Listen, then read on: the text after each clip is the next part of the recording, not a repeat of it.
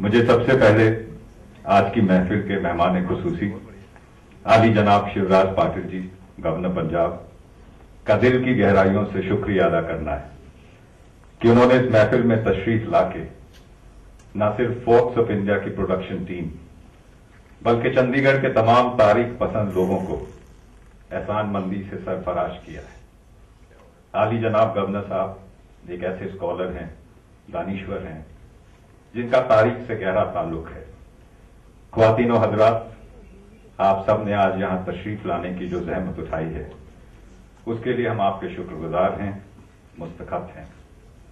तारीख इस बात की गवाह है कि हिंदुस्तान में जितने भी किले यहां के बादशाहों ने बनाए वो सिर्फ अपनी सल्तनत को महफूज रखने के लिए नहीं बनाए, बल्कि हिंदुस्तान की वो अजीम गंगा जमनी तहजीब जिस पर हर हिंदुस्तानी को फख्र है और जिसे जिंदा रखने के लिए बेशुमार कुर्बानियां दी गईं, ये किले उसी जज्बे की दास्तान है। जनाब जीएस चन्नी और ज्ञानदेव सिंह ने हिंदुस्तान के 26 बेहतरीन किलों पर यह डॉक्यूमेंट्री सीरीज तैयार करके मुल्क के आवाम को उसके अजीम मादी से रूशनास करने की एक यादगार कोशिश की है, जिसके लिए उनकी जितनी तारीफ की जाए कम है। इन किलों की सन्नाटों भरी दीवारों, बुर्जों और मेहराबों में आज भी आवाज सुनाई देती है वीर मराठों की देशभक्ति की, महाराणा प्रताप और राणा कुंभा के अदम्य साहस और पराक्रम की, अली वली जगत गुरु इब्राहिम आदिल शाह द्वितीय की सूफी शान की, बादशाह अकबर की नेक नियति की, बाज बहादुर रूपमती की बेमिसाल मोहब्बत की और शाहजहां के हसीन सपनों की, जिनको शायद रोजमर्रा की जिंदगी में हम भुला बैठे हैं। यूं तो इस सीरीज के सभी 26 किले बेमिसाल हैं, लेकिन जब भी दौलताबाद, फतेहपुर सीकरी, बीजापुर और गोलकुंडा के किलों का जिक्र होगा तो इनको बनाने वाले बादशाहों की जिंदा मुमताज शख्सियतें याद की जाएंगी। ये किले अपने वक्त के अदब और तहजीब की जिंदा और जागती मिसालें हैं और इनका अपना वजूद है, अपनी इंफरादियत है, इंडिविजुअलिटी है।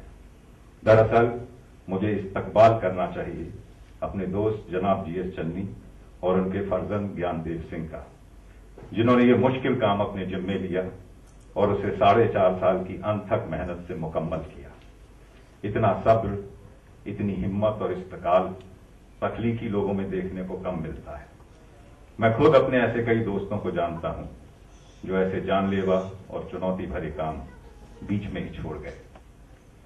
मुझे उर्दू के एक मशहूर शायर सरदार जाफरी के कुछ मिसरे याद आ रहे हैं जो उन्होंने उस वक्त लिखे थे जब पड़ोसी मुल्क पाकिस्तान ने हमारे ऊपर हमला किया था।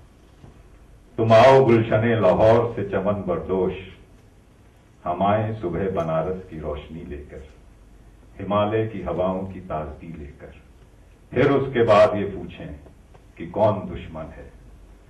दुश्मनी को दोस्ती में तब्दील करने की ये रिवायत जो हिंदुस्तान की तहजीब में है, इसकी मिट्टी में है, इसकी खुशबू में मिली है, उसकी मिसाल किसी और मुल्क में शायद नहीं मिलती। इसीलिए उर्दू के मशहूर शायर इकबाल ने यह कहा था, यूनानो मिश्रो रोमा सब मिट गए जहां से, कुछ बात है कि हस्ती मिटती नहीं हमारी।